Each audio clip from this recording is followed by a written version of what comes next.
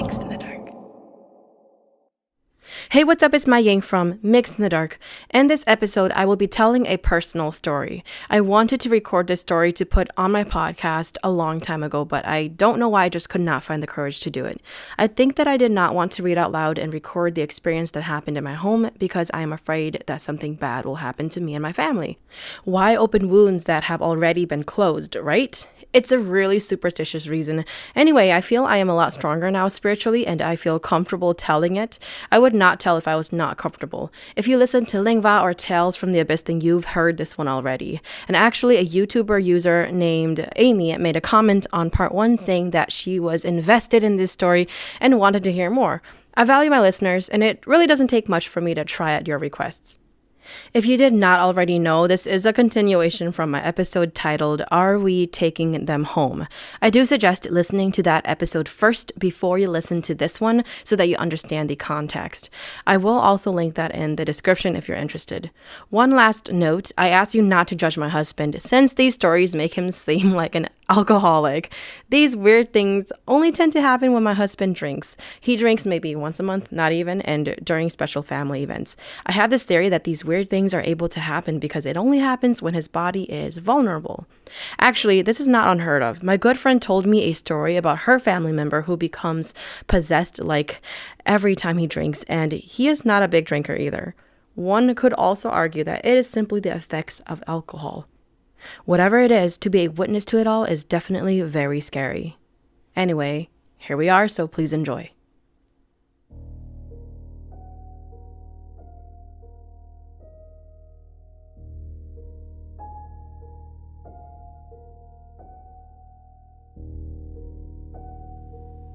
My husband and I were moving out of our apartment to a new home. It just so happens that his parents were also moving at the same time that we were moving. My husband's parents live out of state. We got everything done, and a week later, I found out that my husband had to fly out to help his parents move too. We postponed our house cleansing date with my dad to a time when my husband would be back so that we could both be here. When Hmong folks cleanse an area, they use a thin branch of leaves to sweep every corner and every room where you live. They will say a blessing while doing so. At the end of the cleanse, you must dispose of the branch, symbolizing tossing away any negative energy or bad spirits that may have been left behind from the previous tenants. My husband was going to be gone for at least 2 to 3 weeks. His parents are older, so they needed a lot of help moving. They also needed help setting up internet, TV services, electricity, etc. If you've ever moved, you get the drill. It's a lot of work. This isn't the first time that he is visiting his parents for more than a week, so it was fine. We also lived with my little sister-in-law. Both she and I are working or learning from home, so we had each other's company. Our new place was a townhome located in a pretty quiet neighborhood. It had 2 floors and a garage.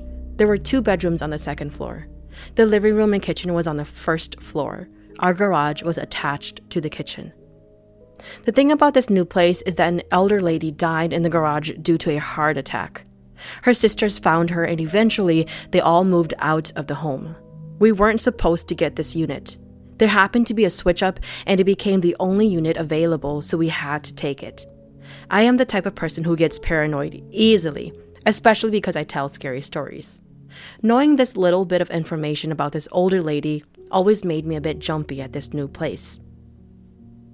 Anyway, with us being in a new home for only a week and my husband being gone right that first week, I felt extra lonely. I wasn't sad or anything. I just hung out a lot by myself and I didn't really have people to conversate with. My little sister-in-law and I do not really click, probably due to age differences. We're pretty neutral with each other and we'll talk here and there, but for the most part, she likes to hang out in her room. That left me by myself downstairs in the living room a lot. It's probably just me being paranoid, but throughout the time that my husband was gone, I kept sensing an emptiness around me. I kept seeing little glitches at the corner of my eyes. It's weird and I can't explain it. I try to trick my mind that it was probably just a new place and that I'm just not quite used to it yet. I should also mention that my husband and I are pregnant with our first baby. Some people believe that pregnant ladies are more prone to experiencing paranormal activities because their bodies are in a vulnerable state. I'm sure there is a lot of hormonal stuff going on as well. I was also high in anxiety with visits to the doctor's office and trying to balance my work at the same time. I also found out that I had a few spikes of high blood pressure that had to be monitored so that baby can be safe. There was a lot going on. Anyway, one week I decided to have my little niece and nephew over to make the house seem a little warmer. They did their distance learning with me downstairs in the living room. Everything was fine, when all of a sudden, I heard this super loud crash coming from the garage. Our garage is attached to the kitchen. We store our big pots and pans in the garage. I looked at my niece and nephew to ask if they heard anything. To my surprise, they both answered no. It was such a loud crash, I had no idea why they did not hear it. So I called my sister-in-law down for us to go check it out. I know what you're thinking. It's the old lady who died in the garage. But my actual first thoughts were that I hope it was not an intruder. I was more afraid of that than anything. My sister-in-law and I opened the garage door. We turned on the lights, and on the ground was a lid to one of our big pots. If you've gone to a Hmong gathering, you may know what these big pots look like. They are about 2 feet wide and 1.5 feet tall. The lid to the pot was heavy and fits perfectly on top of the pot, and it cannot slip off even when tilted. There was no way it could have flipped off or fell on its own. That's when I started to get even more paranoid, but of course I did not let it show because I'm supposed to be the adult in the house. I carried on the week like normal. My niece and nephew went home that Friday after school. When they left, I felt empty again. I assumed that it was just me missing my husband.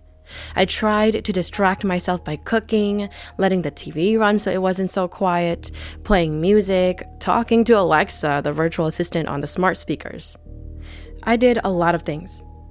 One night, I don't know why, but I was sitting in my bedroom and I felt this deep, overwhelming fear, and it frightened me, so I started crying. When I called my husband, I could not explain to him why I was crying or why I was scared. All I knew was that I was really scared. By the end of the call, I felt a little better, and we were convinced that I was probably worried about my baby appointments. I was stressed about teaching online. I probably missed my husband a lot, and knowing the information about the lady who passed away in the garage probably scared me a little. Seeing that I was clearly stressed out at home, my mother-in-law ordered my husband to fly home that weekend and for us to Oneng just in case. An Oneng ritual is performed by a shaman for many reasons. In our case, my mother-in-law wanted to make sure that I was okay, especially with the new baby coming. My husband's parents asked my parents to help out at this ritual since they could not be there. It was a small event. We did not invite a lot of people. My parents hired our family shaman to perform the ritual. The main goal was to figure out if there was anything dangerous around me that caused me to feel scared. I helped the shaman set up her altar at our place, and it began. She had my husband and I sit at her shaman bench while she said a few words. Although I tried to listen to what she was saying, I did not understand a lot of what she was saying. It was something along the lines of asking guardians to watch and to protect us from danger. She circled us with her iron sword.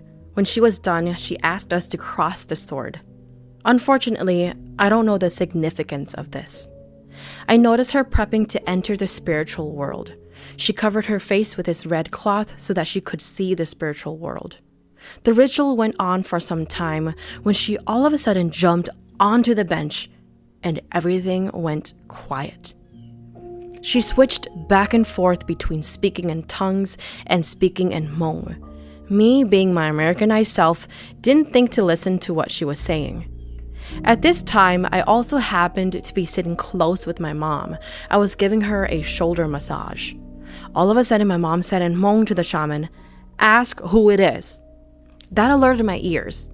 The shaman was yelling in the air for something to stop bothering me and that it is not its place and that it needed to leave. At this exact moment, the shaman's assistant stood up and started to wave incense sticks around the room. He said a few blessings and asked someone to open our front door. It looked like he was chasing something out of our door. My mom whispered to me that the shaman said something has been following me. They don't know who it is, and she is negotiating with it to go away. I assume they successfully chased it out because the shaman transitioned to my husband next. His situation is a little different from mine and less severe, so I won't mention it. The rest of the ritual went accordingly. My parents will not tell me what the shaman saw. I wonder if it's a superstitious thing. I don't think I'll ever get to know. I have some theories though. If you listen to my podcast, I have an episode called Are We Taking Them Home? In this episode, I mentioned weird things that have been happening around me since the day my husband and I left a Xiong event.